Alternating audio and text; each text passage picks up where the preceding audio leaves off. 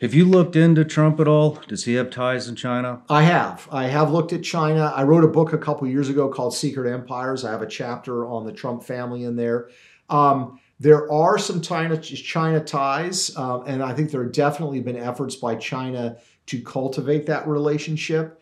There were some condos that were sold in Trump Tower to China nationals who are said to be linked to so-called United Front groups. We know that Ivanka Trump, used to have a shoe line before he became president. Those shoes were made in China. The interesting question for me is you have to be aware of the ties, but there's also the question, like I was saying with Senator Coons, there's the question of what is their posture? Has it affected them? And in the case of Trump and in the case of Senator Coons, I haven't seen it. I mean, I think Trump as president was very good on China, very aggressive on China, and got a lot of heat from friends.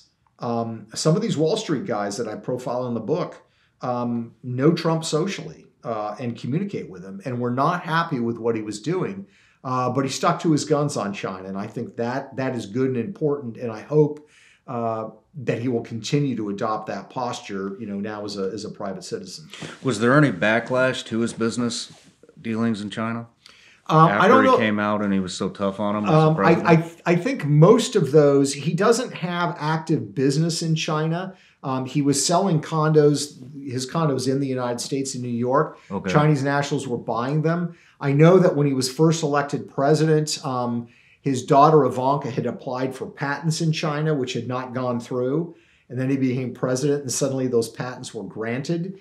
But he doesn't have ongoing businesses there. Honestly, I think if he had hotels there, or golf courses there, or wineries there, like he does in the United States, there's no doubt in my mind they would have put the screws to him. So thank goodness that he didn't, and thank goodness that he had been solid on these issues during his presidency. Hey everybody, I'm Shawn Ryan. Click here to subscribe to the Shawn Ryan Show YouTube channel for the hottest and most compelling interviews that you will not see anywhere else. I've also made a playlist of all the previous SRS episodes, so they're easy to find. You can find that right here.